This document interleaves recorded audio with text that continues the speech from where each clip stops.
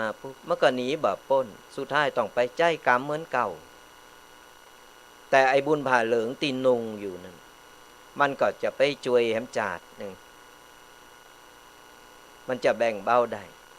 แต่มันล่างกรรมกันไม่ได้พอเฮาได้กระทำไปแล้วเพราะว่ากรรมนั้นทำสำเร็จแล้วพออย่างน้อยนี่เฮาหนีไปเถอะจะหนีไปสุดขอบฟ้าไหนก็ตามแต่มันยังติดในใจของเป็นมะเร็งในใจอยู่เฮาต้องกึดอยู่หั่นมันต้องกึดอยู่หั่นนี่แหละคือนรกในใจ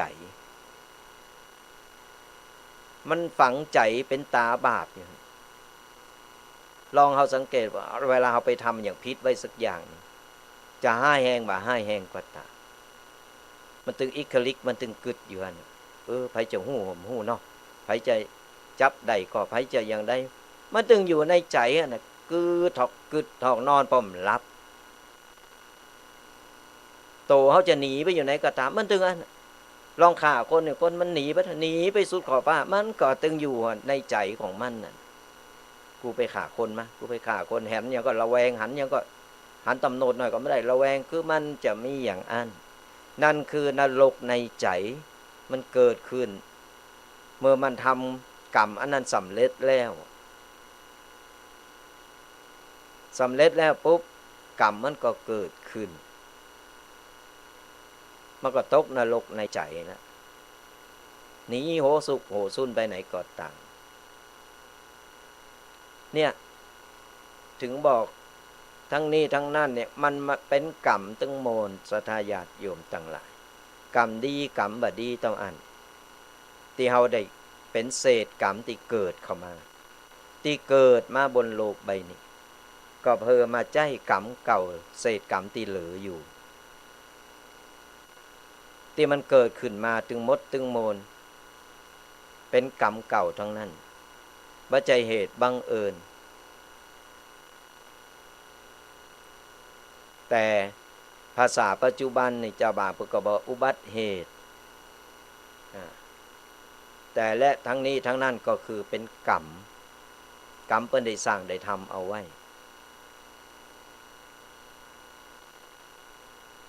มีแฮมเขตหนึ่งสัทธาญาติโยมอันนี้ก็เป็นเรื่องจริงที่เกิดขึ้น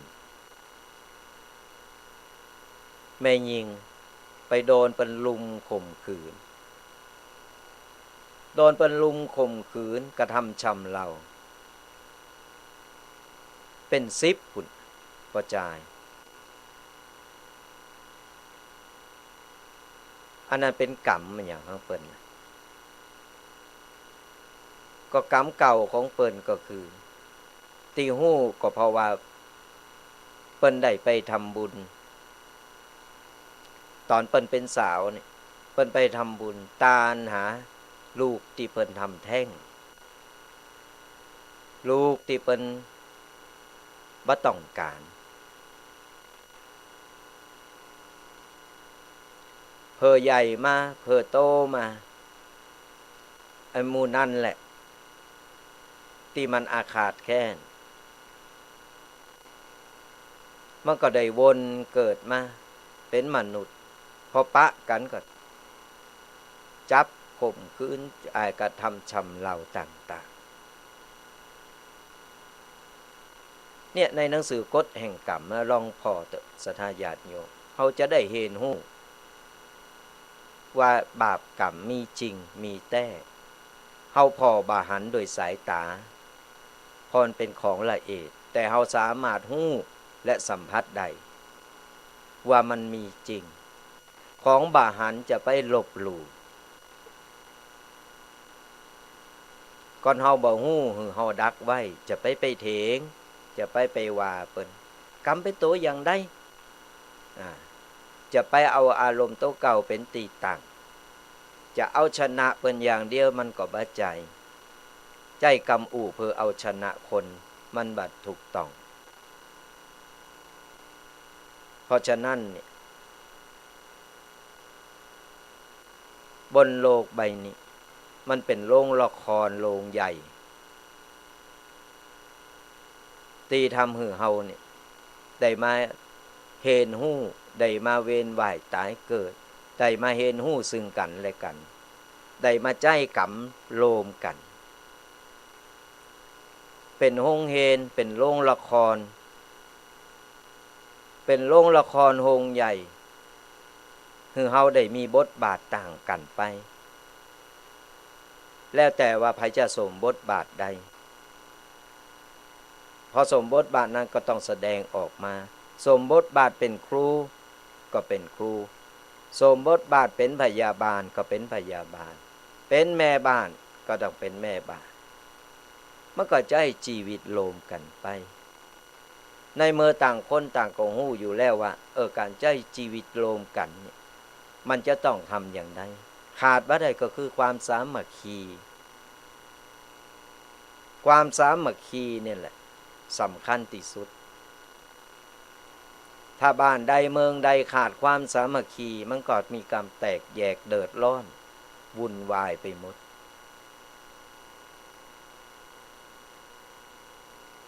โลกมนุษย์ถึงได้มีกฎหมายขึ้นมาใจกฎหมายเป็นการตัดสินแต่ในโลกของธรรมเพิ่นมีกฎแห่งกรรมตีไว้ตัดสินถึงบอกว่ามีไผหนีปล้นกูสิ่งกูอย่างเพราะฉะนั้นก็ทำแต่คุณงามความดีเอาไว้จะไปสร้างเวรสร้างกรรมจะไปสร้างสิ่งอันใดที่มันโมหมองที่ทำให้จิตใจเฮาเศร้าหมองแล้วบ่ต้องไปทำอันหยังให้เพิ่นเดือดร้อนไผมีหน้าที่อันหยังก็ทำหน้าที่ของโตเก่าไปขัดเกลาโตเฮาดูแลโตเฮาครอบครัวของเฮาคือมันดีไอ้เรื่องคนอื่นเพิ่นก็มีวิธีจัดการวิธีดูแลของเพิ่นอยู่แล้วเฮาไม่ต้องไปจัดแจงให้เพิ่นเฮาดูแลครอบครัวของเฮาดูแลโตของเฮากวาดบ้านของเฮาให้มันสะอาดกวาดจิตใจของเฮาให้มันสะอาด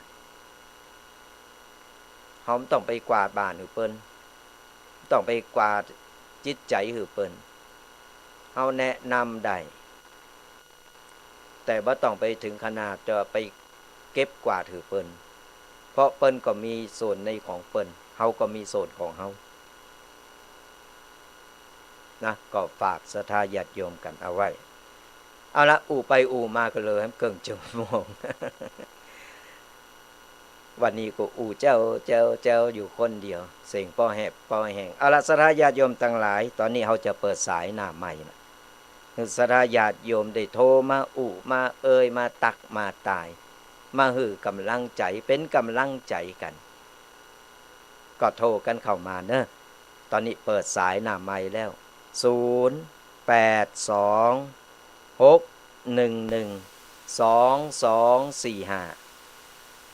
0826112245โทรมาอุมามาตักมาตายกันมาเป็นกำลังใจซึ่งกันและกัน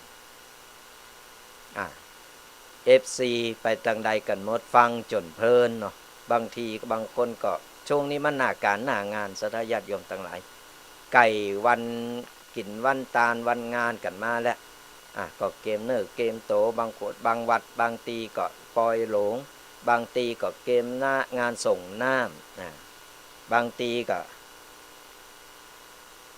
เกมงานการโบสถ์ระหว่างรอสายนี่ศรัทธาญาติโยมทั้งหลายรอสายนี่ก็จะอู้เริงโบสถ์กันเหตุกรรมนึงตอนนี้เปิ้นรับสมัครโบสถ์ภาคฤดูร้อนกันแล้วเนอะบวชภาคฤดูร้อนเอาละเอ็กละอ่อนติปิดเทอมนั่นดีหรือปล่อยคือละอ่อนไปเล่นไปโหไปก่อเริงก่อเล่าต่าง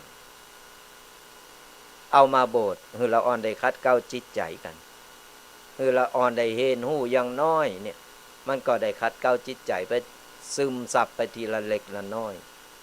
หลายตีหลายตั้งหลายสถานตีเนอะสถาญาติโยมตั้งหลายไก่บ้านไหนก็เอาไปโบสถ์ที่หั่นก็ได้ปกติที่โมงน้อยก็จะมีเมื่อ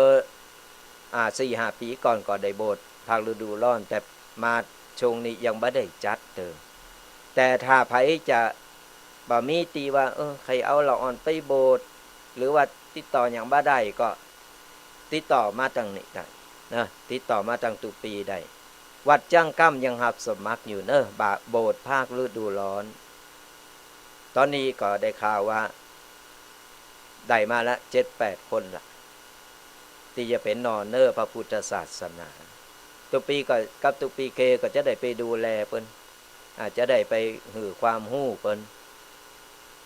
จะโบสถ์วันใดอย่างใดเดียวกำหนดการจะบอกแห่งกรรมหนึ่ง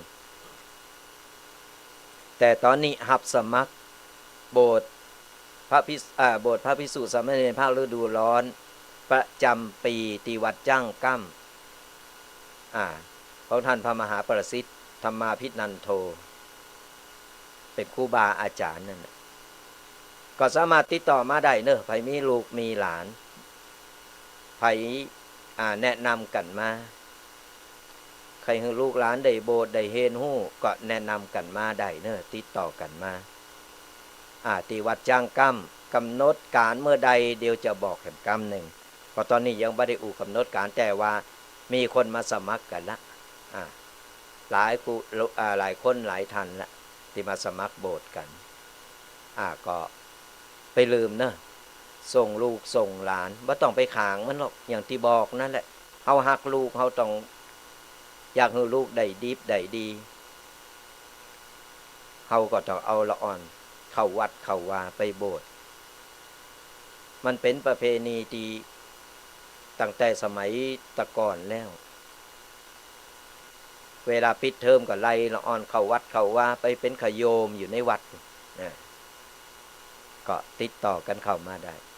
โทรกันเข้ามาเนอะ0826112245โยมสารกลางฟังอยู่กาหรือว่าวันนี้ดักแซบ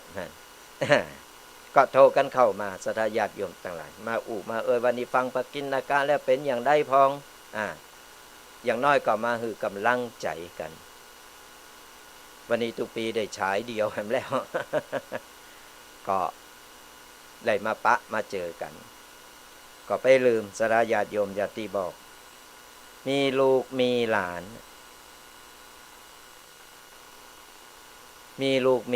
นี่ก็หือเขาโบสถ์บัดเดียวนี่เราอ่อนนี่วัยรุ่นนี่มัน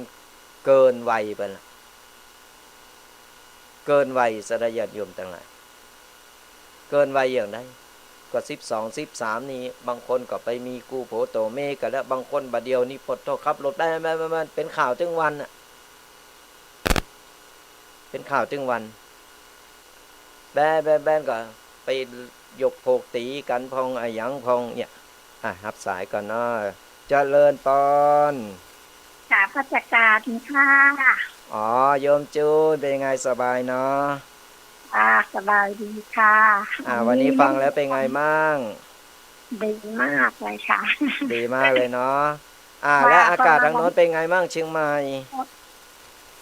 คึมอยู่ค่ะตกยังคึมอยู่ก็ดูแลสุขภาพด้วยขอบคุณค่ะท่านก็เหมือนกันค่ะก็เหมือนกันนี่ก็พยายามดื่มน้ำอุ่นอยู่เพราะว่าเสียงจะไม่เสียงจะแหบแห้งเสลดเริ่มเยอะค่ะพอดีวันนี้โรงเรียนสามเณรปิดเทอมนะคะไปช่วยตอนนี้เริ่มปิดเทอมกันแล้วเพราะว่าเริ่มปิดเทอมกันแล้วค่ะพอดีเขาไม่ได้เลี้ยงอาหารเนรเพราะเนรเหลือไม่เยอะเนรไปบิณฑบาตเอาค่ะสาธุอนุโมทนาบุญด้วยทำไปเถอะบุญกุศลนะโยมนะสาธุบุญรักษาขออนุโมทนาบุญตัวโยมสารขางโทรมาแต่เจ้าสายซ่อนนะโทรเข้ามาใหม่เนอะโท รเข้ามาใหม่โยมจุนนี่เพิ่นก็เป็นโยมตีใจบุญสุนทานศรัทธาญาติโยมทั้งหลายเปิ้นหุ่มทำบุญมีงานบุญที่ไหนเปิ้นไปหมดเปิ้นไปทำบุญทำกุศลก็อนุโมทนาบุญกับเปิ้นโตยเจริญปอนตาเจ้ามาแล้วเจ้าเสียงใสๆมารายงานตัวเจ้ารายงานตัวแล้ววันนี้เป็นได้พองอากาศก็ดีนะการถ่ายทอดไอ้เอารายการก็ดีมากเจ้าเนื้อหาสาระแน่นปึ๊กเลยเจ้าสาธุฟังแล้วเข้าใจเนาะเจ้าเข้าใจดีเจ้าแจ่มแจ้งยิ่งขึ้นเจ้าแต่ที่จะโทรมาพอดีมีน้องเขาโทรมาเลยยมจูนประกันได้มาวันนี้ก้านไปกับปกตินี่สายแรกเนาะพอดีมีสายคุยกันเยอะมาเซ็ตเนาะก็เลยบอกเขาว่ามันเก็บแล้วฟังรายการนี้เขาก็เลยก็เลยวางสายวันนี้ตกอันดับปกติจะเป็นnumber 1อย่าเจ้าสาธุบุญรักษาสาธุเจ้าเป็นกำลังใจซึ่งกันและกันโยมสารกลางปกตินี่เปิดจะ number 1นี่พอบอกเปิดสายหน้าไม้เปิดกิ๊กมาแล้วแต่วันนี้ number 2มาเป็นอย่างก็โทรมามาคือกำลังใจกันนะก็โทรมามากันศรัทธาญาติโยมทั้งหลาย0826112245ฟังกันอยู่ตั้งใดเพลงป่าเป่ากันหรือฟังสถานีใดหรือตาม Facebook YouTube ต่างๆก็ไลค์กดแชร์กันศรัทธาญาติโยมสุมาอภัยก็ไลค์กดแชร์กันไปเนอะเจริญปอนฮัลโหล2 โลวางสายโทรมาใหม่เนอะสายรุดโทรกันเข้ามาใหม่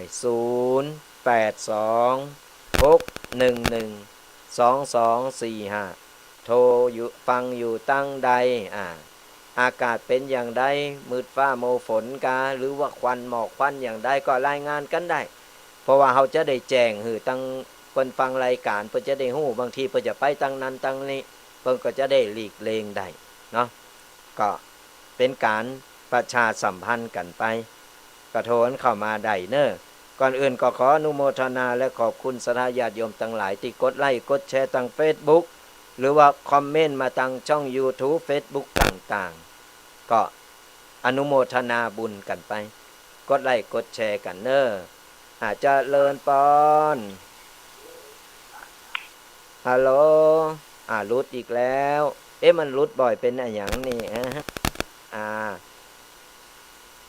โทรกันเข้ามาเนอะ0826112245ก็โทรมามามาตักมาตายมาคือกำลังอกกำลังใจกันเนอะศรัทธาญาติโยมทั้งหลายก็โทรกันเข้ามาคือกำลังอกกำลังใจกัน0826112245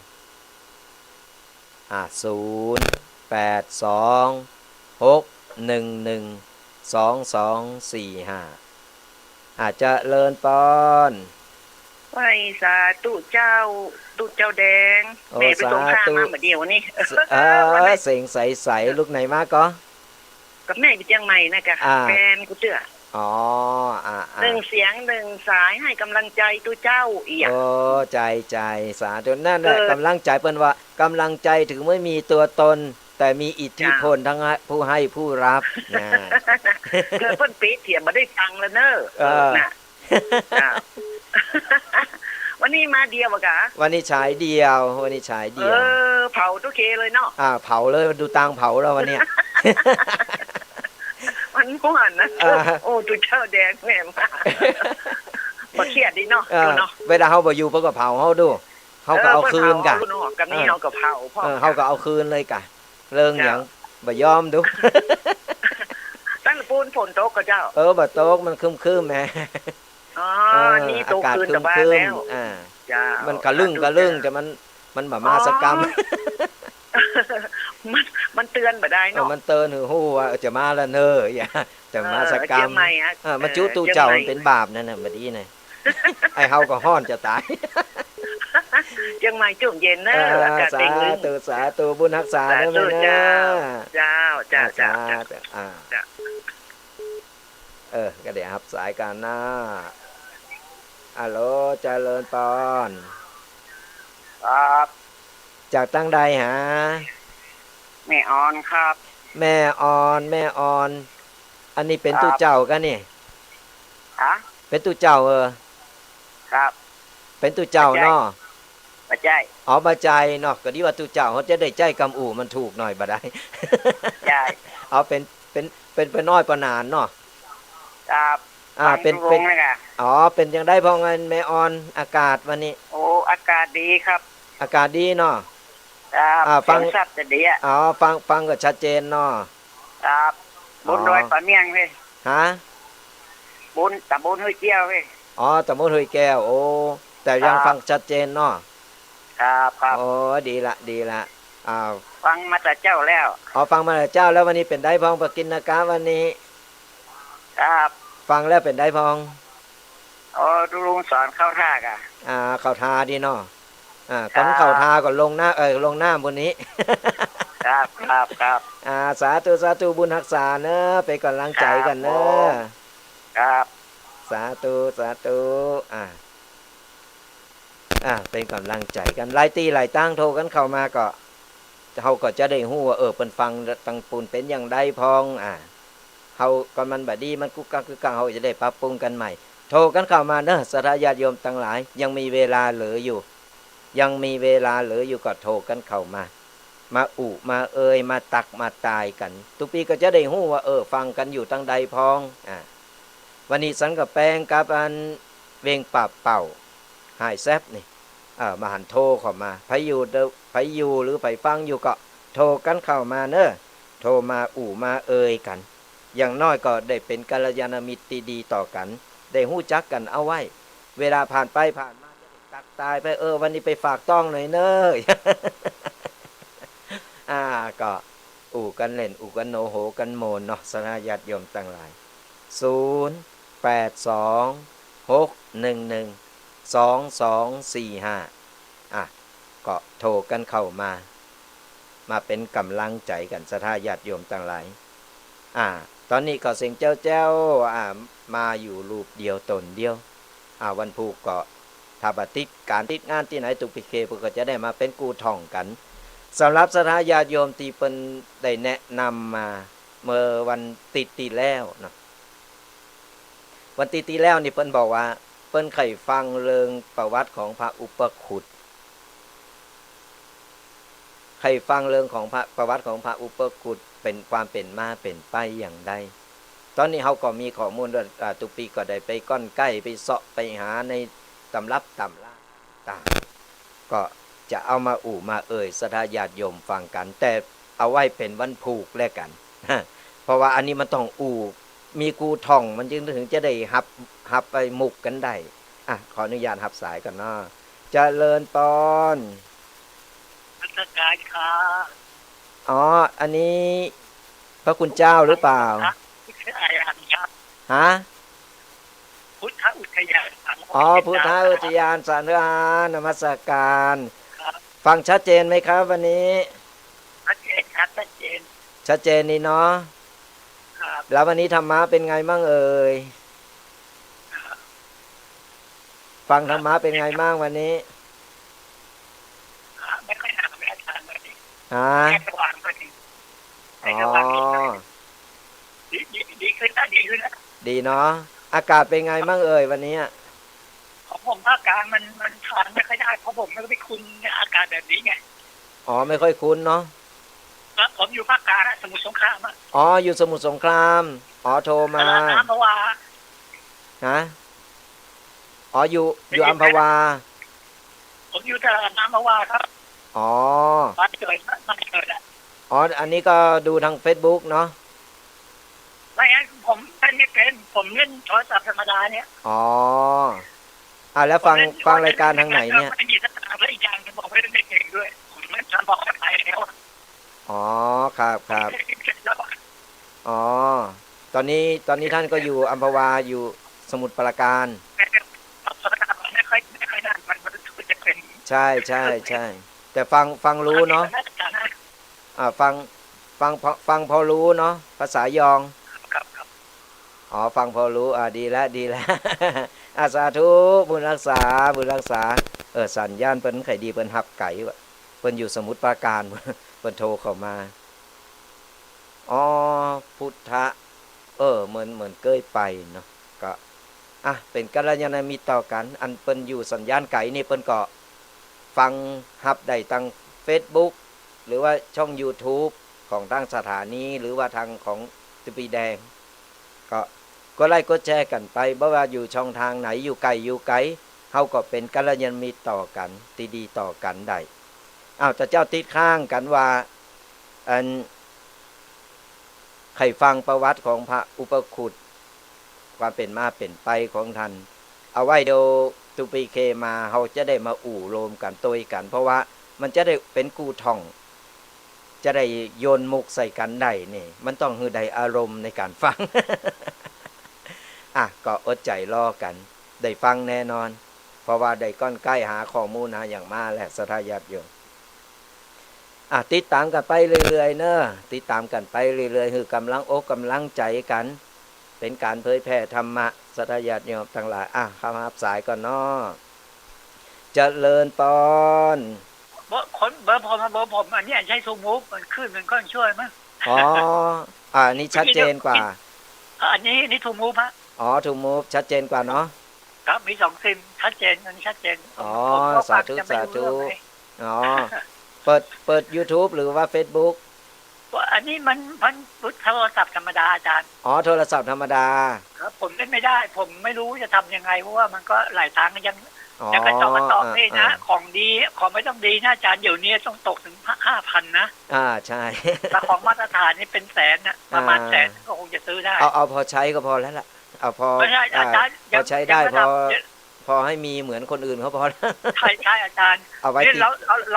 ราอย่างนั้นมาเนี่ยอาจารย์ลองคิดดิถ้าจะเป็นตัวนึง1,000เราก็ต้องให้เขานะใช่ไปซ่อมมันยิ่งแพงมันก็ยิ่งเอาใช้ให้พอตัวเอาพอเพียงของเรานี่แหละพอแล้วล่ะอาจารย์พูดดีแล้วหลวงพ่ออะไรที่ว่าแกอยู่ทางสุรินทร์เนาะแต่ว่ามัน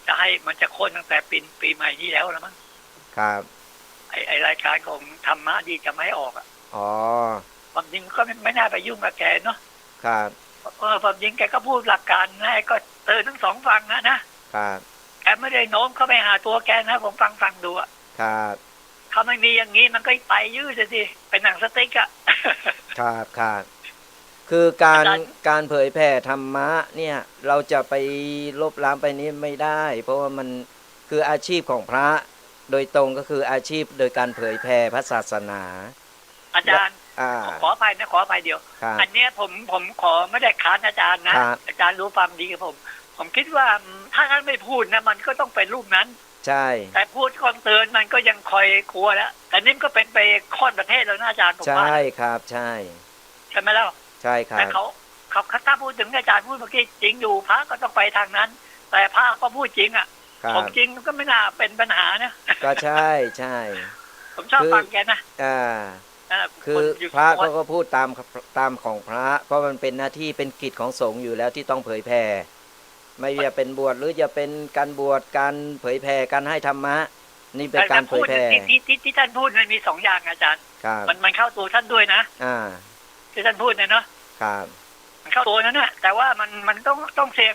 เพราะว่ามันต้องทำเพื่อศาสนาเหมือนกันนะใช่ก็คือทั้งนี้ทั้งนั้นก็เพื่อพระศาสนาของเราเองเราไม่ได้ทำเพื่อใครแต่ผมพูดตรงๆนะอาจารย์นะผมว่าท่านพูดดีนะครับพระรามนรงฤทธิ์เนี่ยก็เราก็พูดตามความจริงตามหลักน้ำธรรมนั่นแหละคือเราไม่ได้นอกลู่นอกทางเนาะก็เป็นการเผยแผ่กันไปเขาไม่ฟังดิเขาหาว่าเป็นพระนี่จะมายุ่งรายการเมืองมายุ่งกันเมืองท่านก็สบายดิพวกท่านทั้งฆราวาสทั้งตู้ทั้งพระนั่นมันคนละหน้าที่ของเราอยู่แล้วล่ะมันคนละหน้าที่กันอันนั้นก็ส่วนของเขาเนาะในส่วนของเราแล้วก็มีการเผยแผ่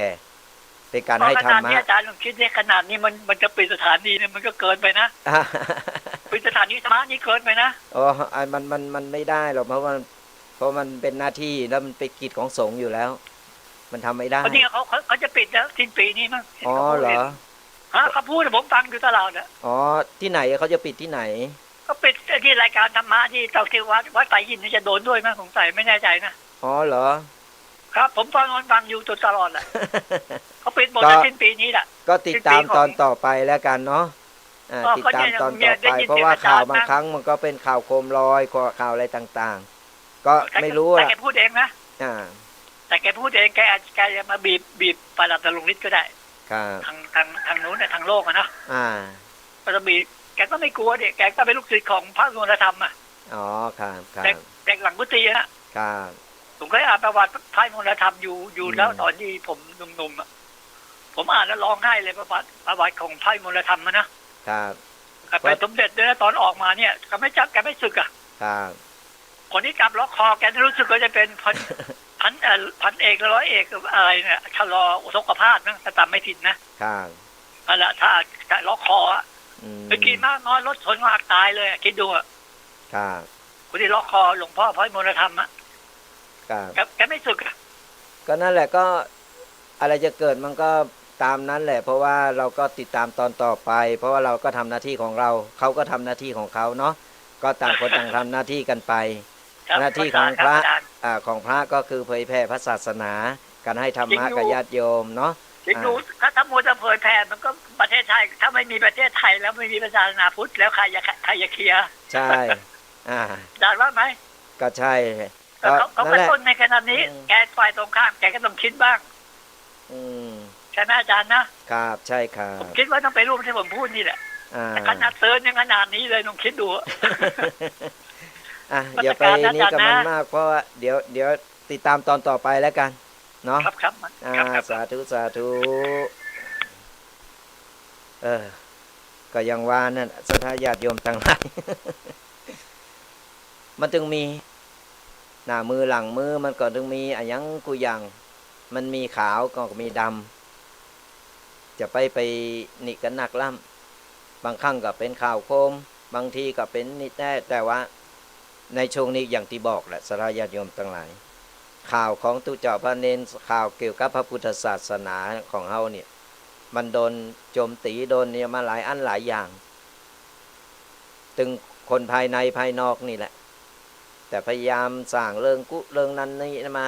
ไก่ตุเจ้าพระเนนที่เพิ่นทำดีๆเนี่ยเขาพอบาหันเขาก็ไปย่อมเอามาออกข่าวเอามาเป็นข่าวกันก่อนตุเจ้าพระเนนที่ไหนเพิ่นทำบดีหน่อยไปคุดคุยออกมาโอ้ยประโคมข่าวกันดังก้อนมีก็ไปสร้างขึ้นมามันเป็นการโจมตี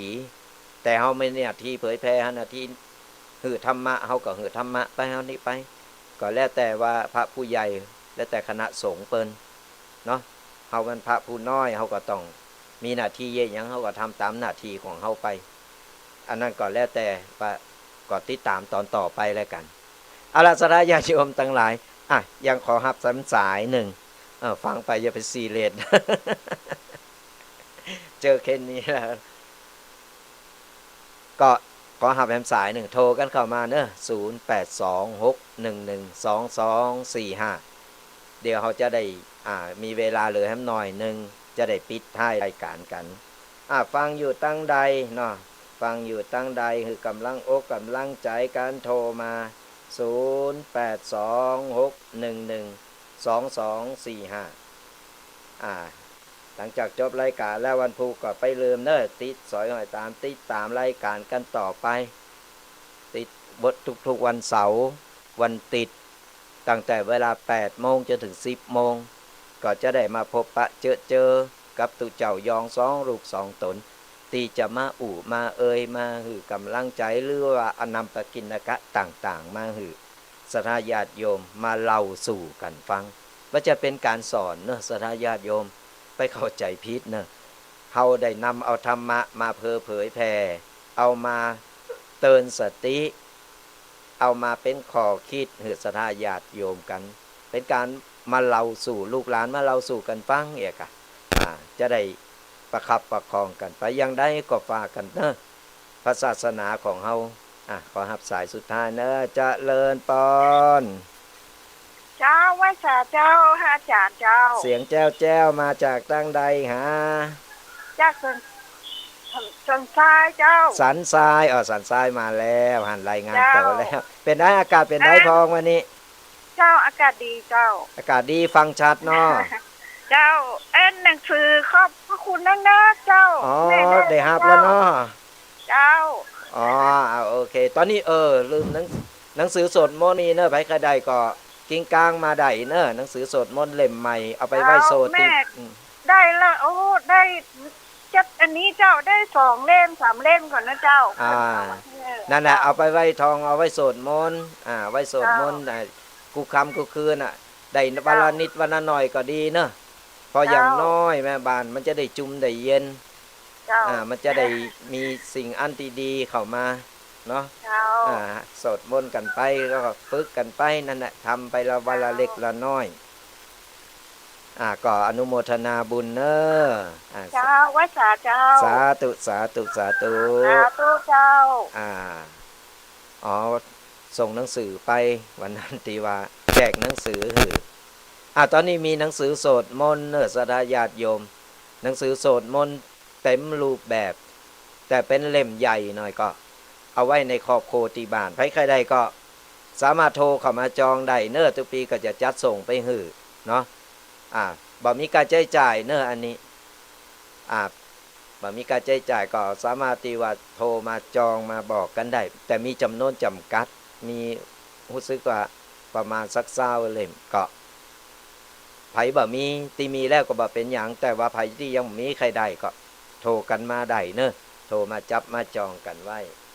เอาละสาธารณญาติโยมทั้งหลายตอนนี้ก็หมดเวลากับรายการของวาทะธรรมกำยองกันแล้วก็เอาไว้พบปะหรือว่ามาเจอกันใหม่ในวันผูกเนอะสาธารณญาติโยมทั้งหลายวันผูกแห่งวันหนึ่งก็ตั้งแต่8 โมงถึง10 โมงก็ได้มาพบรายการวาทะธรรมกำยองท้ายรายการนี้ก็ขออวยพรให้ศรัทธาญาติโยมจุผู้จุคนเนอที่กำลังสดับรับฟังท่านกำลังติดตามรับฟังสถานีวิทยุกระจายเสียงพระพุทธศาสนาแห่งชาติคลื่นเพื่อการศึกษาพระพุทธศาสนาและวัฒนธรรมระบบ FM 104.5 เมกะเฮิรตซ์รายการต่อไปเป็นรายการทนายความพบประชาชนดำเนินรายการโดยทนายสุรชัยอาจินวัตรทำให้ทำสวนได้ผลผลิตเจริญงอกงามขายได้ราคาสุขภาพร่างกายแข็งแรงแข็งขาดปลอดภัยอายุมั่นขวัญยืนมีโชคมีใจหือบุญปกปักรักษาคุ้มครองกันกูคนเนอขอเจริญพรอรุณโอเส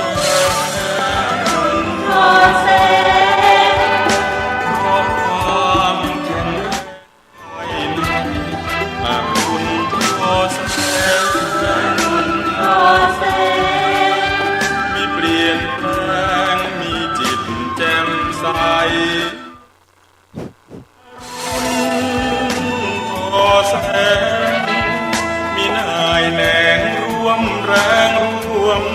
ใจพลังยิ่งใหญ่รวมใจชาวเราที่มาความรักแรกเริ่มเหมือนเพิ่มฟ้ากว้างสาดแสงสว่างส่องทั่วภาคสุธาภูเขาขวางกันไม่หวั่นอุราสองชาวฟันฝ่าสมาธิที่ดอยอินทนนท์สวัสดีท่านผู้ฟังที่เคารพทุกท่านครับพบกับรายการทนายความพบประชาชนทางสถานีวิทยุพระพุทธศาสนาวัดฝายหินคลื่น FM 104.50 เมกะเฮิรตซ์ผมทนายสุรชัยอาจินวัฒน์ดำเนินรายการนะครับพบกับท่านทุกวันเสาร์วันนี้วันที่18 มีนาคม 2566 เสียงไม่ค่อยดีขออภัยด้วยนะครับฝุ่นเยอะแล้วก็เพิ่งกลับจากกรุงเทพมาถึงบ้านเมื่อคืนนะไปกรุงเทพอยู่3 วัน ก่อนไปถึงตรงนั้นวันนี้เป็นวันท้องถิ่นไทยนะในรัชกาลที่5เปิดสุขาภิบาล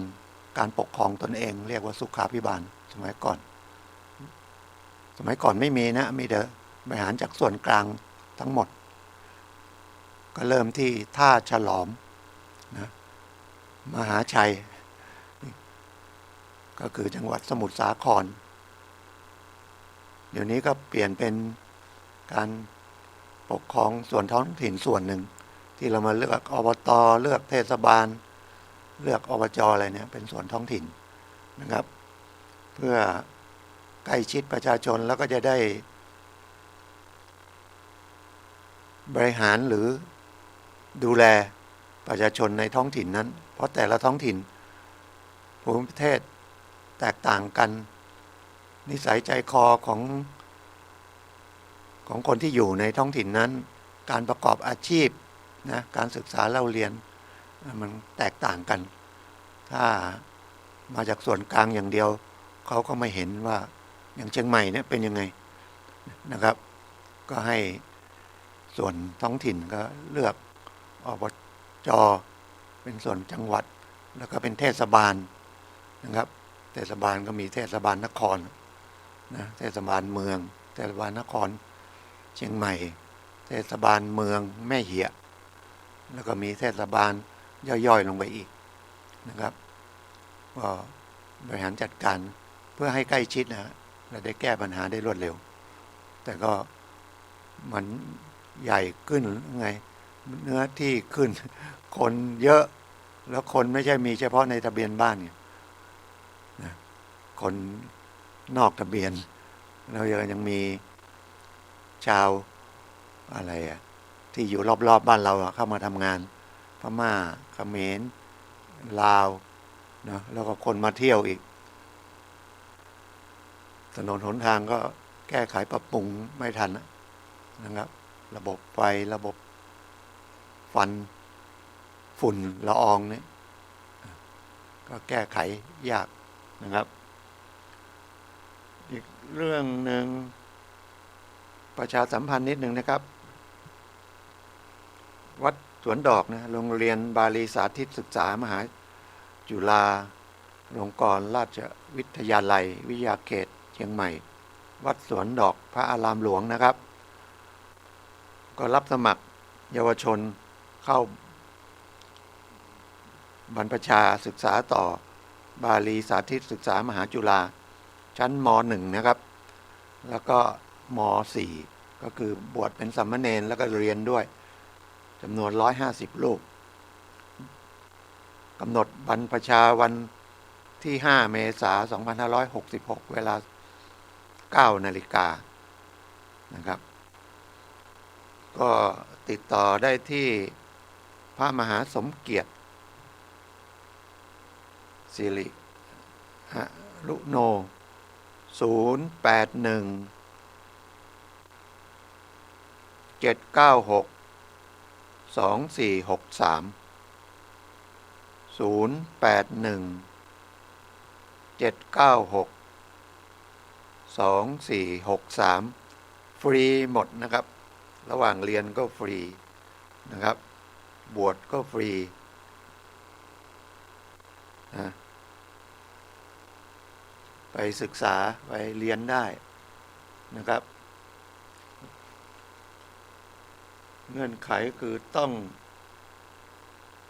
สำเร็จการศึกษาในคนนั้นระดับต้นมีทุนให้นะเรียนหมดแล้วก็รวมทั้งเป็นเรียนสามัญด้วยนะครับแล้วก็เรียนบาลีด้วยนะครับโอ้แต่ต้องเด็กนะต้องชอบเลยนะพ่อแม่ก็ต้องถามเราไปบวชแต่ว่าเป็นประโยชน์ส่วนตัวท่านและครอบครัวท่านนะครับ14เดินทางไปกรุงเทพนะครับ15ไปพบเพื่อนชั้นอาชีวะพาณิชยการพระนครวันที่16 ไปพบเพื่อนชั้นมัธยมต้นไม่ได้พบกันมา50 ปีนะมันก็ขอบคุณไอ้แอปพลิเคชัน LINE นะทำให้พบปะกันได้นะครับยังมีประมาณ20 คนก็อายุ70ขึ้นแล้วทั้งนั้นนะครับแล้วก็ไปออกนอกจากกรุงเทพนะครับเดินทางไปทางตะวันออกไปอำเภอศรีราชาติดชายทะเลเลยเพราะว่าเพื่อนคนหนึ่งเขามี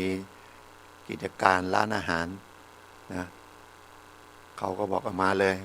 นะเป็นเจ้าภาพนะแล้วก็เขาทำธุรกิจขายคอนโดด้วยมีคอนโด700 ห้องนะติดชายทะเลยาวเป็นกิโลเลยพื้นที่ที่เขาพัฒนานะทีนี้ผมก็เลยสงสัยในฐานะนักกฎหมายชายทะเลที่สาธารณะไหมนะหรือว่าซื้อที่ดินที่มันติดชายทะเลแล้วก็เลยได้ชายทะเลเลยที่จริงต้องมีทางออกสาธารณะเนาะไม่นั้นจะเข้าไปเดี๋ยวก็บอกเป็นที่เอกชนแต่ผมไม่ได้ถามเพื่อนนะแต่เราก็มานึกตีความเอาว่าเอาอย่างบ้านเราอยู่ติดถนนใหญ่เนี่ย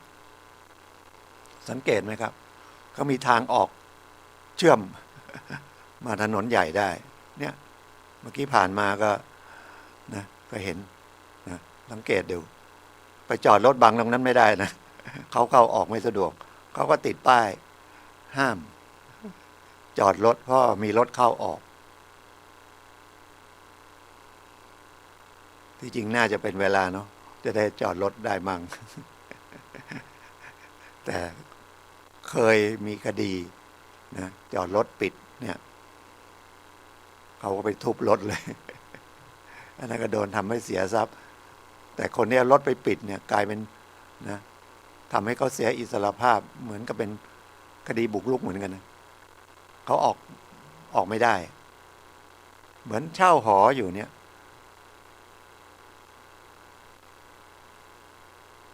ไม่ให้ค่าเช่าเนี่ยเจ้าของหอเอากุญแจปิดแล้วเข้าไม่ได้เนี่ยกฎหมายว่ามันเป็นความผิดเกี่ยวกับเรื่องเสรีภาพเกี่ยวกับเรื่องบุกรุกนะครับฉะนั้นระมัดระวังแล้วก็อีกอันหนึ่งเพื่อนอีกที่ชั้นมัธยมนี่เขาก็เปิดปั๊มน้ำมันนะเปิดมา30 ปีแล้ววันหนึ่งวันพรุ่งนี้น้ำมันจะขึ้นวันนี้ก็มีเจ้าของรถ4 คันแต่ไม่ค่อยได้ใช้นะก็ขับคันที่1มาเติมคันที่2มาเติมคันที่3มาเติมแล้วตอนนั้นมันถึงเวลาประมาณ4 ทุ่มก็ปิดปั๊มเขาอันที่4มาทางนี้ก็ไม่เติมเขาร้องเรียนแล้วก็แจ้งตำรวจโอ้เรื่องใหญ่เลยแล้วก็ร้องไปที่บริษัทแล้วปั๊มน้ำมันนี่เป็นบริษัทของฝรั่งเนาะหรือมันจะเป็นบริษัทอะไรก็แล้วแต่เขาต้องรักษาลูกค้านะครับเรียกไปตำหนิเลยแล้วก็ต้องแต่พอดีก็บอกว่ามันปิดปั๊มแล้วเนี่ยบางทีเราอาจจะเจอคนที่เขาเข้มงวดอย่างนี้ยุ่งเลยนะถ้าเกิดไปเติมมันจะมีปัญหาไหมนะมันจะมีปัญหากับบริษัทไหมว่าเฮ้ยคุณปิดแล้วคุณยังเติมนอกไหมเพราะน้ำมันเนี่ยมันของบริษัทใหญ่นะคนที่มีปั๊มน้ำมันอย่าไปคิดว่าดีนะเหมือนก็ทำงานให้บริษัทใหญ่อะแล้วต้องซื้อเงินสดนะแล้วกำไรนิดเดียวนะครับกำไรลิตรหนึ่ง50 ตังค์นะครับประมาณนั้นไม่ใช่บาท2 บาทเหมือนสมัยก่อนนะครับเราจะไปเปิดร้านอาหารร้านอะไรเหมือนกับปตท.ไม่ได้ปตท.เขาก็ซื้อที่เยอะเลยทำเป็นตึกข้างในเป็นศูนย์การค้าข้างในได้รายได้จากทางนั้นไอ้ส่วนน้ำมันแทบจะไม่ได้กำไรอะไรไม่คุ้มค่านะ บางทีคิดว่ามีปั๊มน้ำมันดีมีที่ดินเงื่อนไขของเขาทั้งหมดนะครับเหมือนกับเราเป็นลูกจ้างเลยนะครับเป็นลูกจ้างปั๊มน้ำมันแม้แต่เป็นที่ดินเราเองนะฉะนั้นแล้วไปไหนไม่ได้ต้องเฝ้าตลอด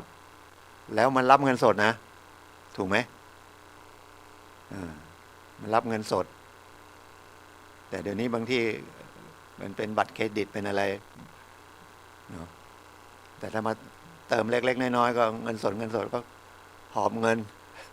เข้าธนาคารเป็นปึ้งมานั่งนับเงินอีกมันก็ทุกข์ยากนะบางทีเราเห็นว่าโอ้สบายรวยเป็นเจ้าของปั๊มน้ำมัน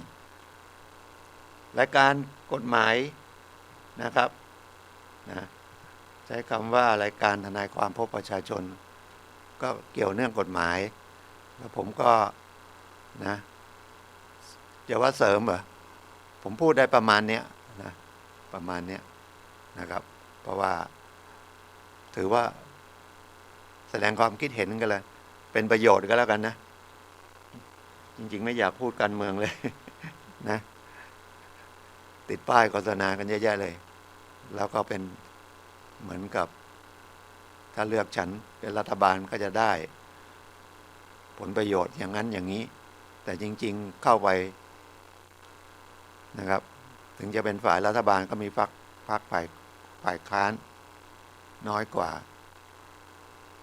การออกกฎหมายไม่ใช่ว่าพรรครัฐบาลจะออกอะไรก็ได้จะเอางบประมาณไปใช้อะไรก็ได้มันก็ต้องผ่านกระทรวงการคลัง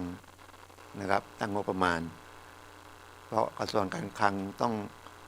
ดูว่าจะเก็บภาษีได้เท่าไหร่ถึงจะมีเงินงบประมาณมาใช้จ่ายเท่าไหร่ไม่มีจะกู้ให้มันเกินงบประมาณหรือเรียกว่างบประมาณติดลบก็คือได้มาตัวเลขง่ายๆนะครับเก็บเงินได้1 ล้านใช้1.2 ล้านอย่างเงี้ยอีก200,000ก็ต้องเนาะถ้าเราเป็นประชาชนหรือเป็นบริษัทอะไรก็ต้องไปกู้เงินต้องไป OD แบงค์นะครับเอามาใช้ก็ต้องมีเสียดอกนะครับแต่บริษัท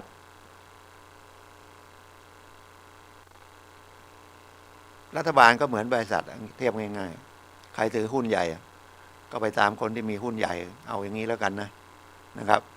ทีนี้การจะเลือกใครอะไรก็ต้องดูว่าเขายืนอยู่ในประโยชน์ประชาชนเป็นใหญ่ไหมแต่ยากนะเขาลงทุนเยอะเนี่ยย้ายพรรคย้ายอะไรกันก็ดูโอกาสดูเลยโอ้เงินมันมหาศาลพอเข้าไปก็ไปหางานไปหาเงินเป็นล้านอะไร3 ล้านบาทเยอะแยะขนาดไหนไม่รู้นะใช้งบใช้อะไรก่อสร้างโครงการหนึ่งเป็นหมื่นล้านแสนล้านเราไม่รู้ว่าเนาะมันมีนอกมีในไหม ซื้อตรงไหมอะไรงั้นนะกินมากกินน้อยพอนะครับเดี๋ยวโดนปิดเห็นข่าวเขาส่งว่าวิทยุชุมชนมันจะไปอีกปีเดียวแค่นั้นเหรอเมื่อเช้าก็เห็นมีคุยผ่านรายการก่อนหน้านี้นะครับคงไม่เลิกเนาะโดยเฉพาะของสถานีพุทธศาสนาก็ไม่ได้ค่าโฆษณาคือวิทยุชุมชนมันมีอย่างที่ว่าอะไรประกอบธุรกิจอันนั้นก็โฆษณาอะไรก็ต้องควบคุมโดยกสทช.ว่าจะโฆษณาเท่าไหร่เก็บค่าโฆษณาเท่าไหร่นะครับเสียค่ารายปีให้แก่รัฐบาลให้กสทช.เท่าไหร่แต่ของวัดเนี่ยนะมันก็เผยแพร่พระพุทธศาสนาเป็นหลักเผยแพร่ธรรมะเป็นหลักนะครับเงินบำรุงก็ไม่ได้ที่จริงรัฐบาลน่าจะบำรุงนะครับใช้จ่ายเยอะค่าน้ำค่าไฟเนี่ยเสาอากาศอีกค่าบำรุงรักษาเครื่องส่งสิ้นปีก็ต้องมีการวิศวกรตรวจเสียเงินอีกถ้าไม่ตรวจก็ไม่ผ่านกสทช.นะเสียค่าธรรมเนียมให้กสทช.อย่างเงี้ยมันเป็นสาธารณะนะครับ เพื่อประโยชน์แต่ก็มีในผังรายการก็ต้องหนึ่งมีรายการกฎหมายนะครับ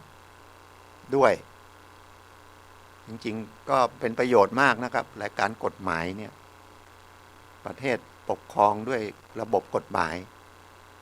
นะครับเป็นเครื่องมือแต่มันจะเหมือนกับเครื่องมือเหมือนกับเจตนาหรือวัตถุประสงค์ของกฎหมายหรือไม่อยู่ที่คนใช้นะครับกฎหมายที่กำลังจะออกใหม่ก็เลื่อนที่เรียกกฎหมายอุ้มนะครับเพราะว่าเพื่อป้องกันนะครับให้พนักงานสอบสวนเนี่ยสอบสวนผู้ต้องหาให้มันไม่ถูกซ้อมถูกทำร้ายถูกอะไรแบบนี้นะต้องมีการถ่ายวิดีโอนะครับมีการบันทึกเทปว่าสอบสวนกันยังไงก็เพื่อประโยชน์ของประชาชนจะไปตีความว่าคนถูกจับเป็นคนไม่ดียังนะครับกฎหมายยังไม่ได้ว่าเป็นเขามีสิทธิเป็นมนุษย์นะครับเป็นมนุษย์นะครับคนเนี่ยนะครับเป็นมนุษย์เขาอาจจะทำผิดจริงไม่จริงก็ต้องพิสูจน์ก่อนแล้วก็ต้องให้ยังไงให้เกียรติหรือให้สิทธิ์เขานะครับไม่ใช่พอให้คุณทำผิดเนี่ยก็เป็นอีกแบบหนึ่งถึงจะทำผิดจริงกฎหมายก็ดูแลเขานะครับเขาจะให้การยังไงก็ได้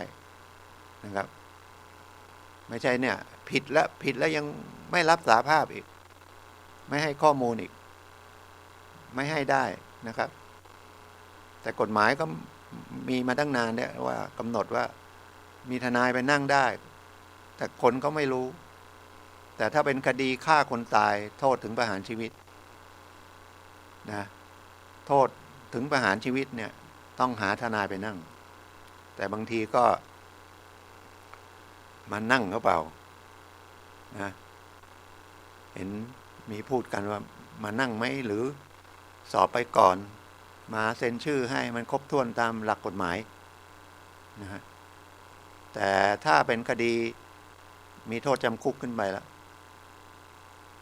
ต้องขอทีนี้บางทีก็เข้าใจพนักงานสอบสวนนะว่า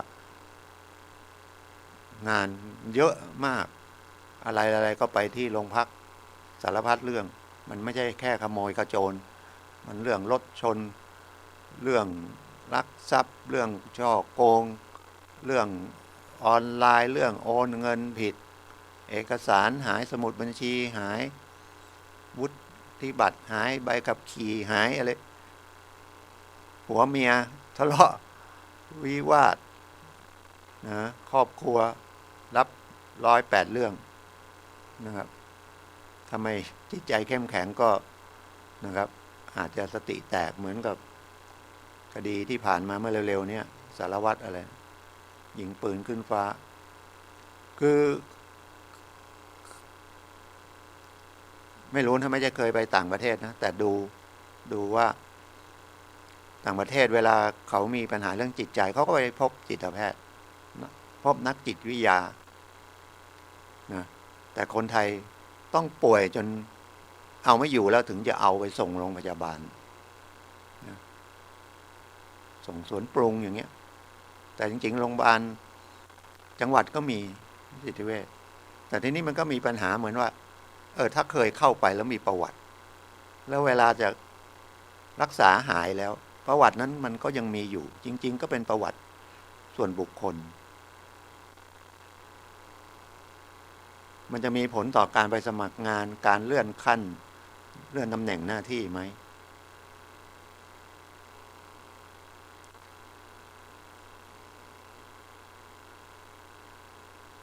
ป่วยแต่รักษาหาย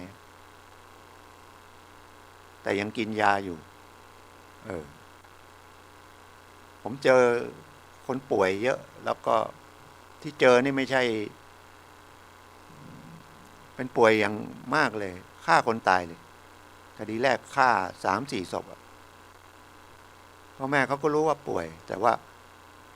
เขา เขาก็มีเป็นพักๆแต่ถ้าเขาคือต้องอ่านกันนะอยู่จริงๆคนเราก็ป่วยทั้งนั้นนะป่วยแต่มัน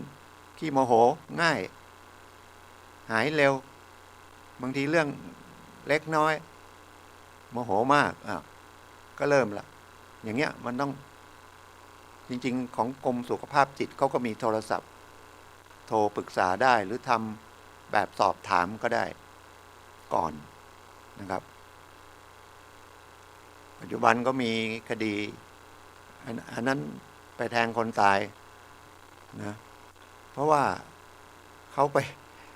ชอบผู้หญิงแล้วก็ไปคุยผู้หญิงไม่รู้จะว่าไงผู้หญิงก็คือไม่ได้นึกนะเรียกว่าไม่มีความรู้เขาพู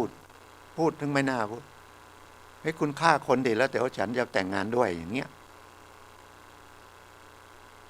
ต้องสังเกตนะครับคนว่ามีบุคลิกมีความประพฤติยังไงสายตาเป็นยังไงเขาไปฆ่าเลยฆ่าตั้ง3-4 ศพสุดท้ายก็ถูกจับพ่อแม่ก็บอกก็ดีแล้วถูกจับไปอยู่ในเรือนจ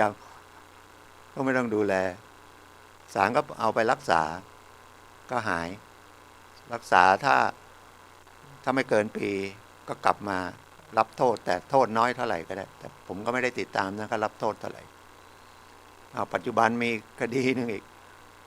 ก็เป็นขี้หวาดระแวงเข้าโรงพยาบาลตำรวจสอบว่าเคยป่วยทางจิตแล้วเขาไม่มีคนดูแลก็พ่อแม่ไม่มีละพี่น้องไม่มีละเป็นคนภูมิเนาลำปางแล้วไปขอนแก่นย้อนมาอยู่ลำพูนก็อยู่กับได้ผู้หญิงคนหนึ่งอยู่ด้วยกัน2 คนฐานะก็ยากจนมากครับวันนั้นเดินเข้าไปตลาดแต่ทีนี้เขามีปัญหาก็คือเป็นโรคหวาดระแวงเขามีมีดนะครับมีมีดเข้าไปก็คล้ายๆถูกยั่วยุไหมอันนี้จะสืบยังไงให้ศาลเห็นก็เลยไปแทงคนหนึ่งตายคนหนึ่งไม่เป็นไรบาดเจ็บเล็กน้อยนะครับแต่เขาก็โดนเอาเก้าอี้ฟาดก็ต้องดูแล้วตอนนี้อยู่ในเรือนจำผมกำลังขอศาล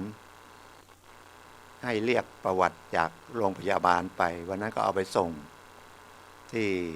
โรงพยาบาลลำพูนแต่มันเป็นเวลาราชการไม่มีใครกล้ารับนะแต่พอดีฝ่ายธุรการไปที่ประชาสัมพันธ์ก็บอกให้ไปที่ธุรการชั้น3โรงพยาบาลลำพูนนะแล้วก็บอกรอจะมีเรียกว่าฝ่ายนิติกรอะไรพวกนี้มันรับคนอื่นไม่กล้ารับสุดท้ายก็รับไว้แต่จริงๆหมายนั้นน่ะเขาก็ส่งไปเพื่อจะให้ที่ครอบครองเอกสารที่เราคิดว่าเป็นประโยชน์ต่อจำเลยเราก็ไม่ได้เห็นนะยิ่งเป็นประวัติแพทย์เนี่ยนะเราก็อยากดูว่ามันยังไงเพื่อจะได้เตรียมไปสืบพยานให้ศาลเห็นว่าเขาป่วยนะ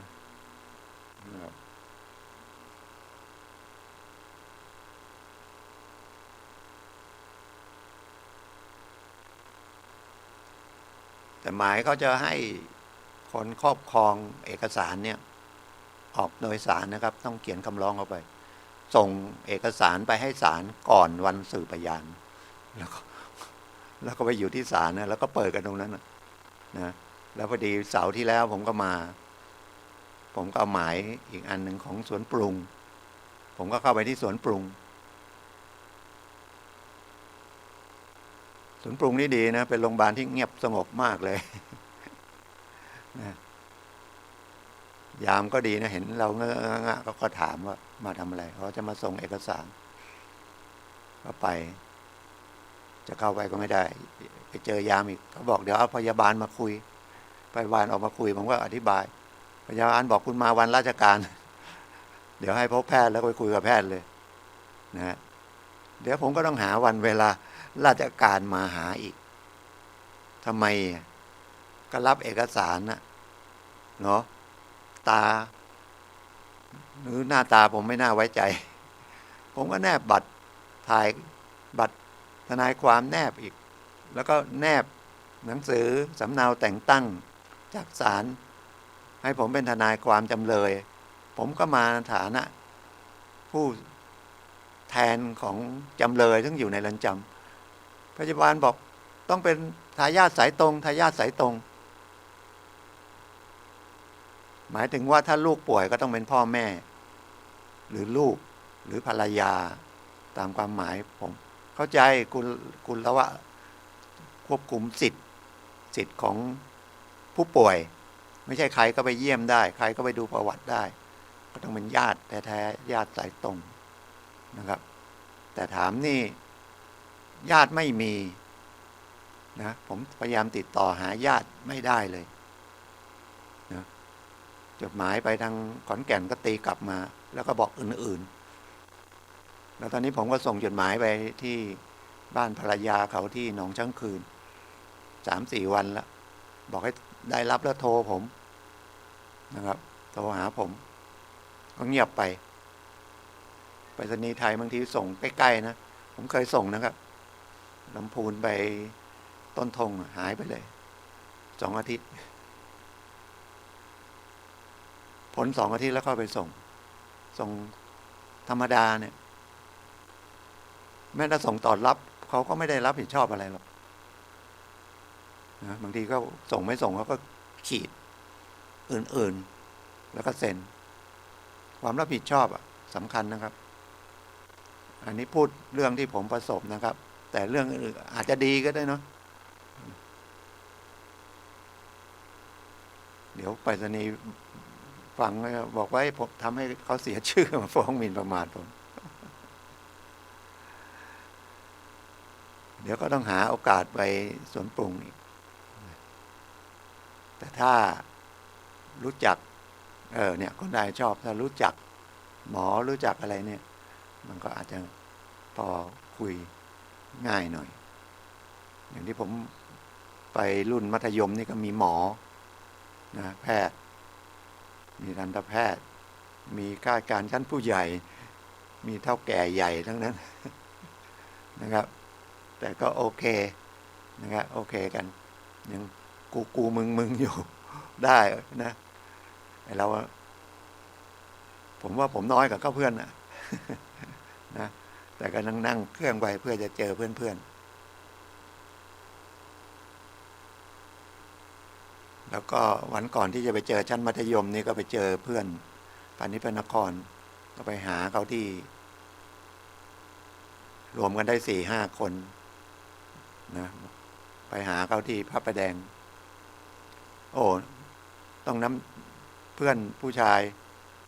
คนนี้ผมต้องนับถือน้ำใจเขาดูแลภรรยาติดเตียงมา9 ปีแล้วนะภรรยาเขาตอนนี้ตาก็เสียแล้วไม่ใช่ตาตายนะการมองเห็นน่ะ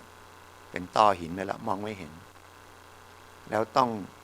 ปั่นอาหารใส่ทางสายยางให้โอ้ยอมรับทั้งคู่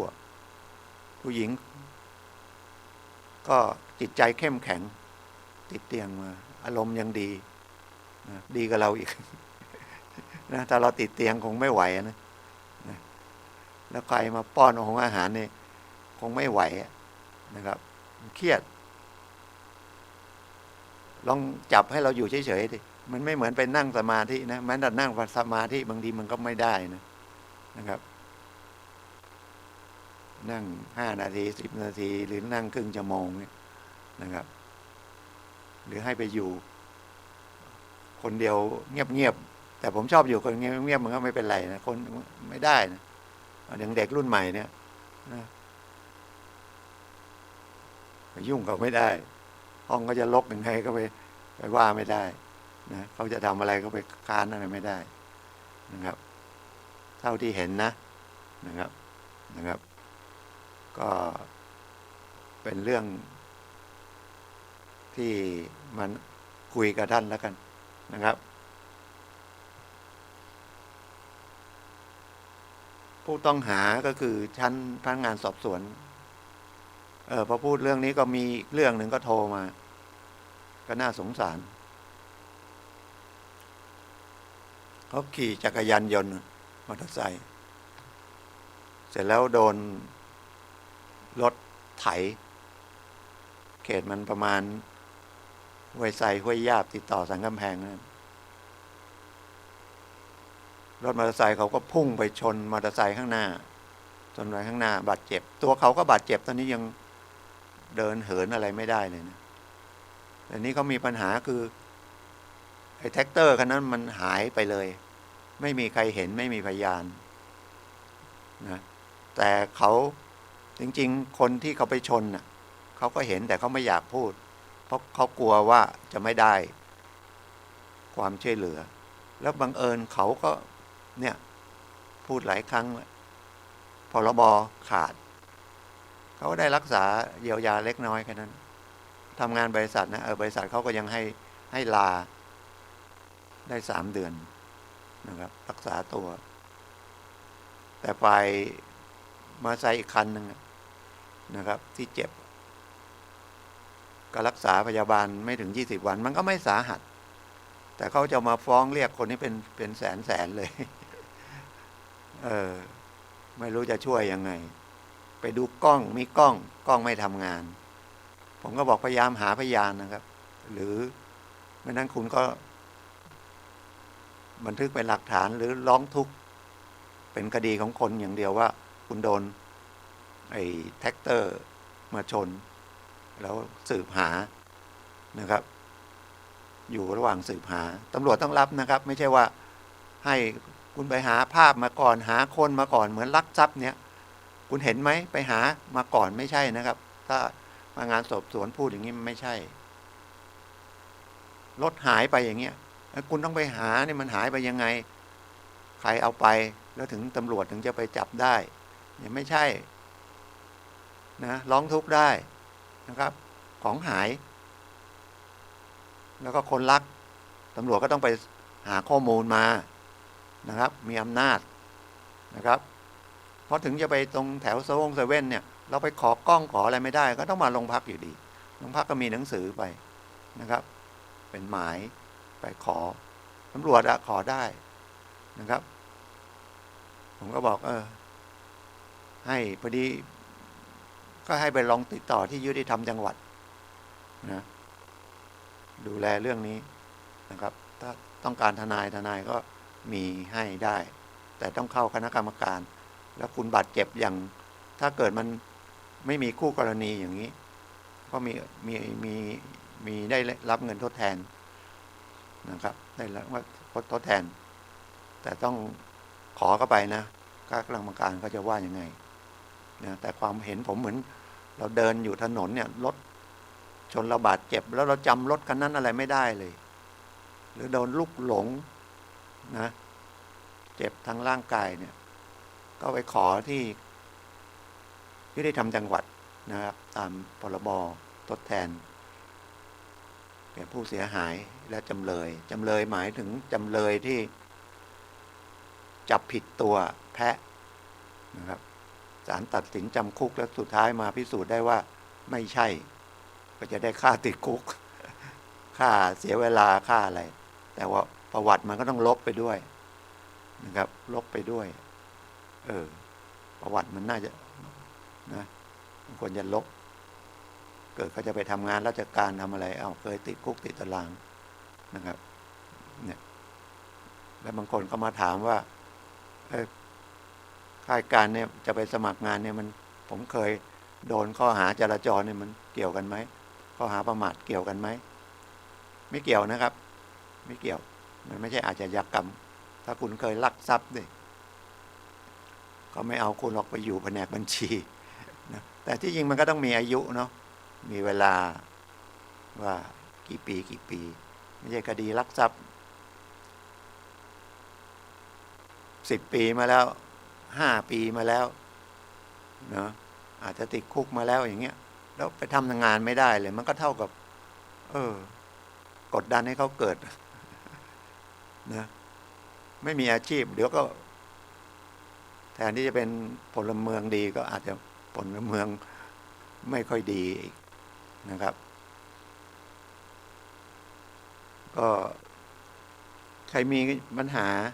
นะครับทางกฎหมายทางอย่างเงี้ยนะครับ ผมก็ยินดีให้นะครับ ให้ความรู้อย่างน้อยก็เป็นเบื้องต้นนะครับ โทรศัพท์ก็ยังเบอร์เดิมนะครับ08963564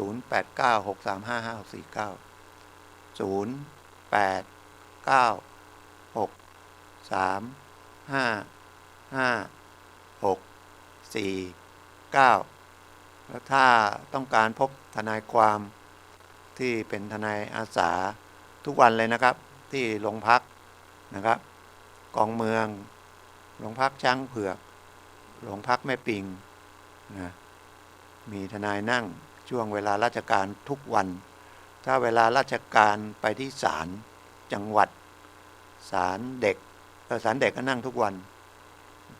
ศาลแขวงหรือไปที่อัยการหรือไปที่สำนักงานสภาทนายความ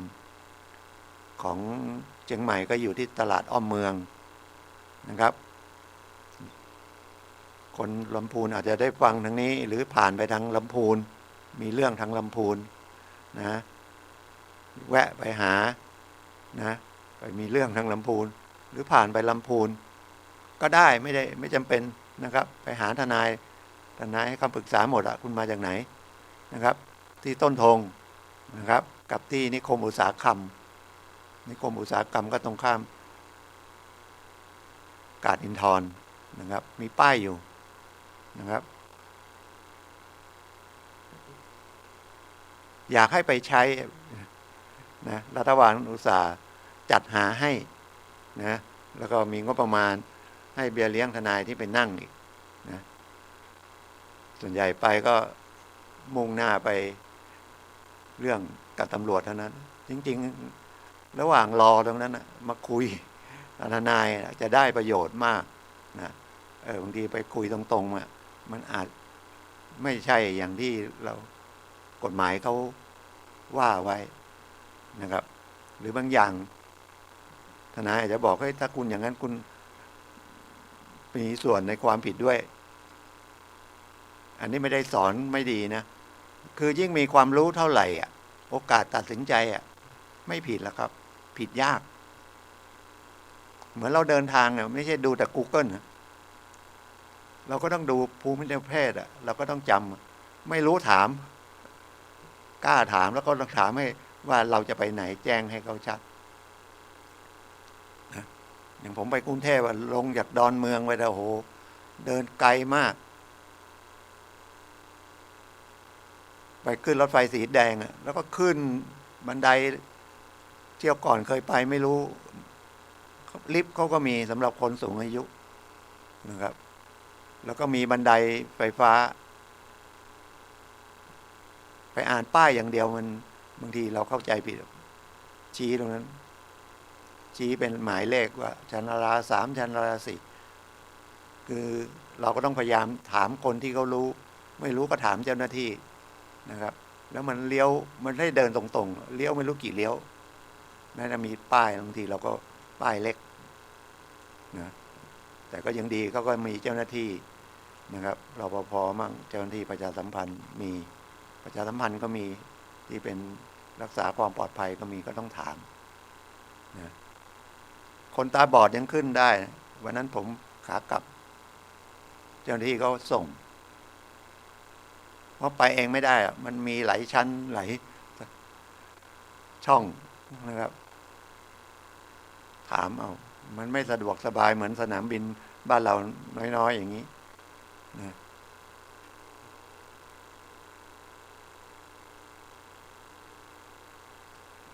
ใช้ถามเอานะครับผู้ต้องหาก็อย่างที่ผมบอกนะครับถ้าเราต้องการทนายก็ขอได้แต่ต้องมีโทษจำคุกพอสมควรนะไม่ใช่ฟังผมแล้วก็บอกเลยผมอยากได้ทนายคดีเล็กๆน้อยๆจบได้ก็จบ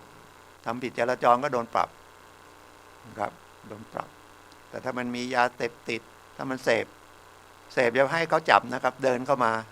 ก่อนที่เขาจับนะแล้วบอกพาไปบำบัดหน่อยนะครับแต่ถ้ามันมียาเสพติดนี่ มีโทษอีกอันหนึ่งอันเนี้ยก็ควรจะปรึกษามีทนายปรึกษาว่ามันประมาณไหนนะแต่ถ้าผมเห็นว่าผิดนะครับนะผมก็จะให้รับสารภาพนะครับแต่ถ้ายังก้ำกึ่งผมอาจจะให้ปฏิเสธไว้ก่อนนะครับเราเดี๋ยวไปดูตอนฟ้องตอนอะไรแล้วถามเขาอีกทีว่าเนี่ยเขามีพยานชัดเจนอะไรอย่างเงี้ยนะคุณจะสู้คดียังไงคุณทำไม่ทำคุณมีพยานมาไหมแล้วส่วนใหญ่จำเลยไม่ค่อยมีพยานจะไปสืบยังไงนะครับมีกล้องไหมไปเอาก็ไม่ได้มีพยานคนอื่นรู้เห็นไหมแล้วพยานเขาจะมาเบิกความให้ไหมเพราะประเทศไทยเนี่ยพอบอกไปเป็นพยานก็เอาเสียเวลาแม้แต่รู้แต่เห็น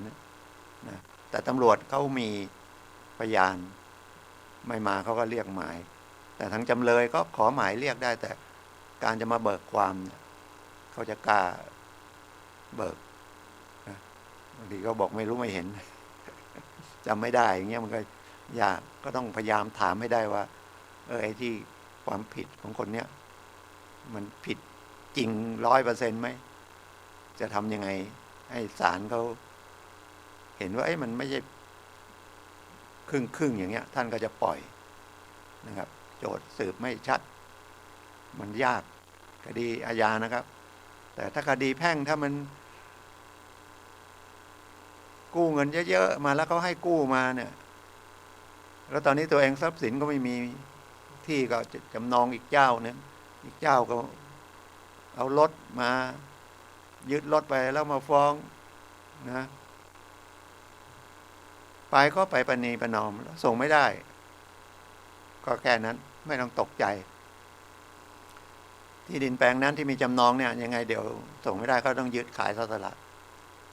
นะผู้รับจำนองก็เอาเงินไปก่อนถ้าเหลือก็ไปชำระรถถ้าไม่เหลือก็จบนะครับแต่ถ้ามันมีหนี้เกินล้านค่ายการลำบากเดี๋ยวก็ฟ้องล้มละลายนะครับหรือทำงานส่วนท้องถิ่นทำงานรัฐวิสาหกิจอะไรก็ต้องพยายามผ่อนเขาฉะนั้นสิ่งที่จะป้องกันก็คือก่อนกู้มันเกินกำลังไหมอย่าว่าไหวเหมือนก่อนก็เจอเอารถมาบันทึกบอกจะคืนรถปิกอัพเขามามอบส่งมอบไปแล้วเจ้าหน้าที่มาเอาไปแล้วบริษัทมาเอาไปแล้วเขาบอกว่าโอ้ทำไมเสียไปตั้ง100,000 กว่าบาทลองไปผ่อนใหม่ไหมไม่เอาแล้วอธิบายให้ฟังว่าเขาเอารถไปเขาต้องเอาไปขายนะครับขาดทุนเท่าไหร่ขาดจากราคาเท่าไหร่เขาก็ต้องมาเรียกไม่มาเรียกก็มาฟ้องเราอีกนะครับส่วนเรียกว่าค่าส่วนต่างฉะนั้นถ้าจะกู้หนี้ยืมสินเป็นหนี้เป็นสินอะไรก็ระมัดระวังนะครับว่าเป็นหนี้ฟ้องขึ้นมาก็ไม่ต้องเครียดนะครับก็เราเอาเงินเข้ามาแล้วคนที่จะเครียดน่าจะเป็นเจ้าหนี้นะเอาเงินเข้ามาแล้วพลิกใจให้ได้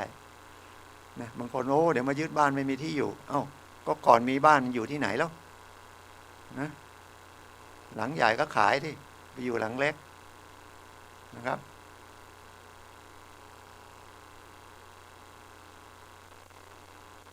ชีวิตผมก็โดนอย่างนี้นะพ่อโดนริบบ้านไปเลยนะ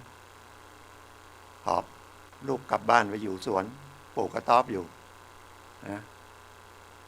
ก็อยู่กันมาได้ครอบครัวใหญ่ลูกทั้ง10 คนพ่อแม่นะพ่อแม่ก็ไม่ได้เครียดนะไปขอป้าสวนป้ามีให้เงินมันนิดหน่อยเอามาปลูกพอเป็นเพิงอยู่ได้นะครับผมเลยเห็นคนที่เขาทุกข์ยากก็สงสารนะแต่ก็ต้องระมัดระวังบางทีไม่ใช่แกล้งสงสาร ก็เท่ากำลังที่เราจะได้โดยเฉพาะมีเหตุที่ว่ามีปัญหาเรื่องคดีความอย่างเงี้ยแล้วไม่ได้เรื่องไปหาทนายอื่นไม่รู้เรื่องเลยต้องมาเรียนเองแต่จริงๆก็ใจรักอยู่แล้วนะครับ ว่าวิชาเนี้ยเป็นทนายเนี่ยช่วยเหลือคนได้นะครับได้นะครับไม่ใช่ไม่เอาสตังค์นะเอาตามสมควรนะถ้าไม่ได้หนักหนาสาหัสการให้การปรึกษานี่ไม่เรียกอะไรแล้วครับนะครับถ้าให้ไปทำงานก็ต้องดูผมก็เอาพอสมควรนะเดี๋ยวบอกว่าใจดีนะครับน้ำมันรถมันก็ต้องผมบอกให้ผมเป็นทนายอาสาน้ำมันรถเขาก็เต็มราคาไปกินกาแฟก็เต็มราคาไปกินข้าวก็เต็มราคานะครับเดี๋ยวทนายใจดีมอบวิทยุนี่ก็ถือว่าสร้างบุญกุศลแล้วกันนะให้ความรู้กับคนฟังนะครับก็ขับรถมา30กิโลขับรถกลับอีก30กิโลนะครับน้ำมันประมาณ 4-5 ลิตรนะครับรถเดี๋ยวออกไปไม่รู้จะรถไปถ่ายน้ำมันเครื่องทันไหมแล้วก็พอดีไอ้ที่ฉีดน้ำล้างกระจกอะไม่ทำงานนะก็เดี๋ยวจะออกไปนะครับแต่ถ้าจำเป็นชั้นอันนั้นชั้นสอบสวนก็ขอทนายได้ชั้นขึ้นศาลนะครับคุณจะประกันตัวนะคดีไม่ร้ายแรงก็เดี๋ยวนี้ก็อาจจะให้สาบานตนแล้วก็ปล่อยแล้วก็ติดไอ้กำไรก็ได้นะครับแต่ศาลก็เดี๋ยวนี้มีนโยบายว่า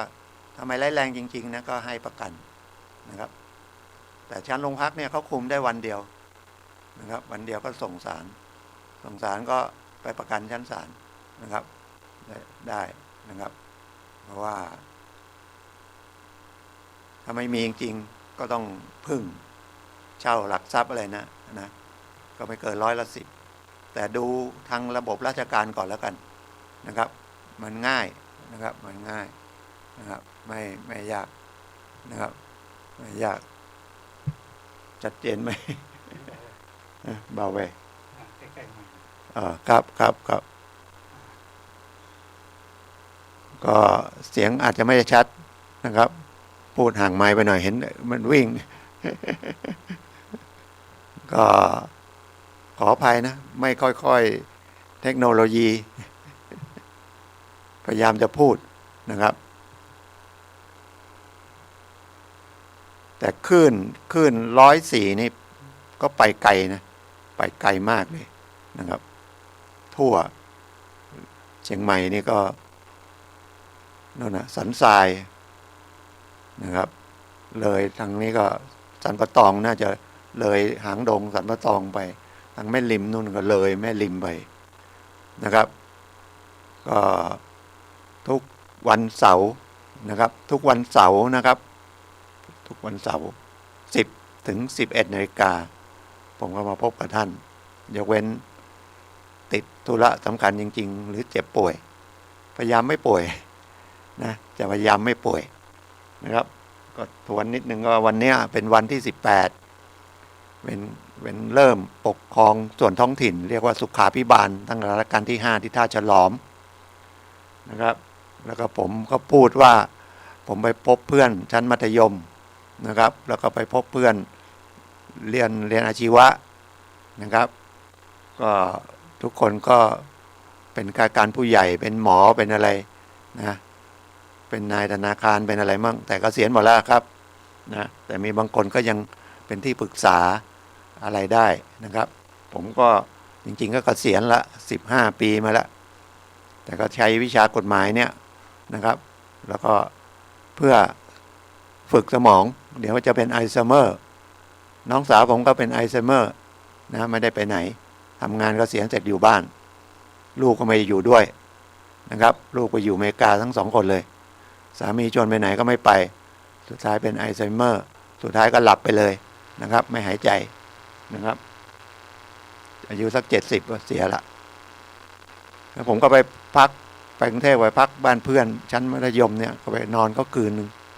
นะครับเขาก็อยู่กัน2 คนกับพี่สาวช่วยดูแลแกก็ต้องนั่งรถเข็นละตาก็เริ่มเป็นต้อหินละแต่บ้านที่ไปพักมันก็อยู่ในเขตเมืองเลยนะห้วยขวางแต่บ้านแกซื้อรุ่นแรกๆก็อยู่ ลึกไปนิดนึงก็ไม่ลึกมากอะแต่ต้นไม้เยอะอะไรเยอะก็เหมือนนอนชนบทเลยนะมีเสียงนกเสียงนกกระวงกระว่าวนะมีต้นไม้เยอะก็นอนหลับสบายดีนะครับทุกวันเสาร์นะครับเดี๋ยวผมอาจจะเดี๋ยวรออาจารย์นะครับท่านอาจารย์สุนัยมาออกรายการไม่รู้มาไหมนะครับสถาบันพลังจิตอานุภาพก็เปิดรุ่นที่49นะครับที่มช.ก็เรียนวันจันทร์อังคารพุธพฤหัสศุกร์5 โมงครึ่งที่สาขาที่64นะแล้วก็เข้าไปที่สมาธิ101นะครับหรือสถาบันพลังจิตอานุภาพก็ได้เดี๋ยวนี้สถาบันพลังจิตภาพก็เป็นมูลนิธินะเป็นมูลนิธินะของพ่อวิริยังเรียนฟรีหมดนะครับลำพูนก็ที่วัดพระยืนนะครับแล้วก็วัดผานิชสิทธิการามที่ป่าซางแล้วก็วัดบ้านหงหลวงนะครับในเชียงใหม่ก็วัดดอนจันทร์วัดลงธรรมนะฮะวัดดอยตะเก็ดนะก็ลองศึกษาดูอยากให้ไปเรียนนะครับเพื่อให้อาหารจิตใจบ้างนะเราก็ชอบอาหารทางกายนะอร่อยที่ไหนก็ลำบากไปแต่ฝึกจิตใจไม่ไปเดี๋ยวผมขออนุญาตเหลืออีกประมาณ5 นาทีนะครับก็ขอออกรายการก่อนนะครับขอบคุณทุกท่านนะครับขอท่านสุขภาพดีนะครับปลอดภัยจากฝุ่นนะหรือโควิดหรือเชื้อโรคอะไรทั้งหลายนะครับพบกันใหม่วันเสาร์หน้าครับสวัสดีครับ